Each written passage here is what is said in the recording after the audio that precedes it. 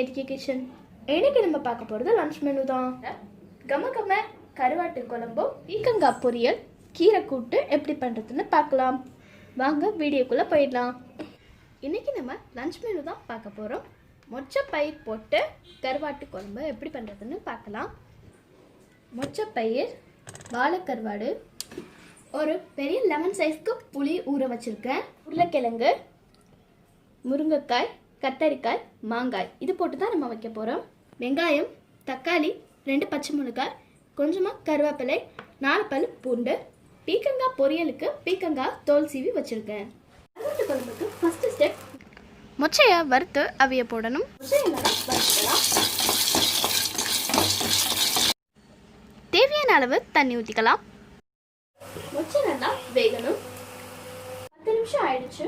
மொச்சை நல்லா வெந்துடுச்சு. மொச்சையை நம்ம வடிகட்டிக்கலாம். அடுப்பை ஆன் பண்ணி மண்சட்டி வச்சிருக்கேன். சட்டி காய்ச்சிருச்சு. நான் நல்லெண்ணெய் ஊற்றிக்கிறேன். கொஞ்சமாக வெந்தயம்.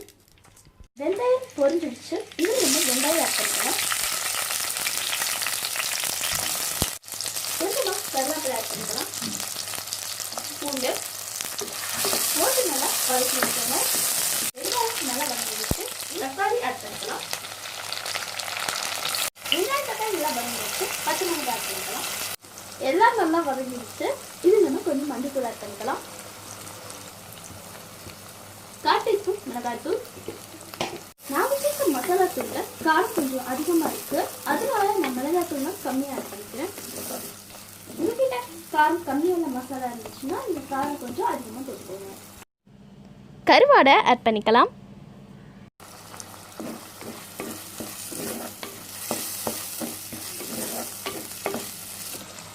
ஸ்பூன் மீன் மசாலா ஆட் பண்ணிக்கிறேன். மசாலா போட்டு கொஞ்சமாக தண்ணி ஊற்றிக்கலாம்.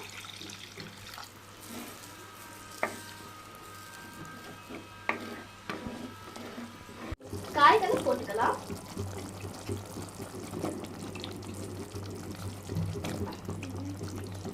புளியை கரைச்சி ஊற்றிக்கலாம்.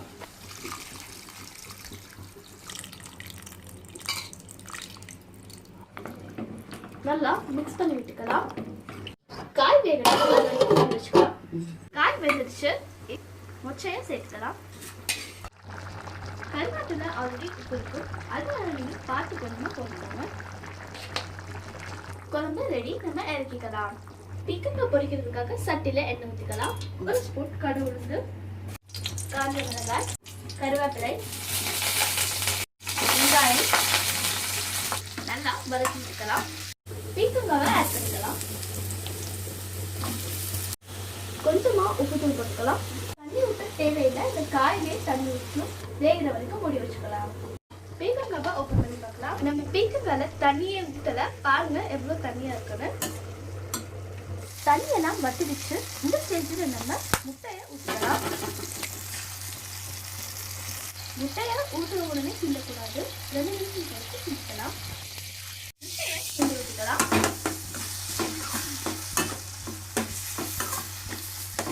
நம்மளோட சுவையான பீர்க்கங்காய் பொரியலும் ரெடி ஆகிடுச்சு. அடுத்ததா அரைக்கீரை பொரியல் எப்படி பண்ணுறதுன்னு பார்த்துடலாம். அரைக்கீரை எடுத்து கழுவி கட் பண்ணி வச்சுருக்கேன்.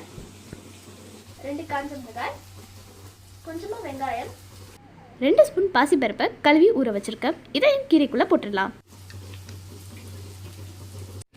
1/4 டம்ளர் தண்ணி ஆட் பண்ணிக்கலாம். தேவையான அளவு உப்பு. அடுப்பு ஆன் பண்ணி மூடி வச்சுக்கலாம். நம்மளோட கீரை ரெடி ஆயிடுச்சு. தேங்காய் பூ போட்டுக்கலாம். நம்மளோட லஞ்ச் மெனு ரெடி ஆயிடுச்சு. இந்த குழம்பு நீங்கள் வீட்டில் பண்ணி பார்த்தீங்கன்னா கருவாட்டு குழம்பு பிடிக்காதவங்க கூட இதை சாப்பிடுவாங்க. பீர்க்கங்காயில் முட்டை போட்டு செஞ்சுருக்கனால ரொம்ப டேஸ்ட்டாக இருக்குது. இந்த மெத்தடில் நீங்கள் செஞ்சு பாருங்க, நல்லாயிருக்கும். இது வரைக்கும் நீங்கள் எங்கள் சேனலை சப்ஸ்கிரைப் பண்ணாமல் பார்த்துட்ருக்கீங்கன்னா சப்ஸ்கிரைப் பண்ணி பக்கத்தில் உள்ள பெல் பட்டனையும் கிளிக் பண்ணிக்கோங்க. இதை உங்கள் வீட்டில் ட்ரை பண்ணிவிட்டு கண்டிப்பாக எங்கள் சேனலுக்கு கமெண்ட் பண்ணுங்கள்.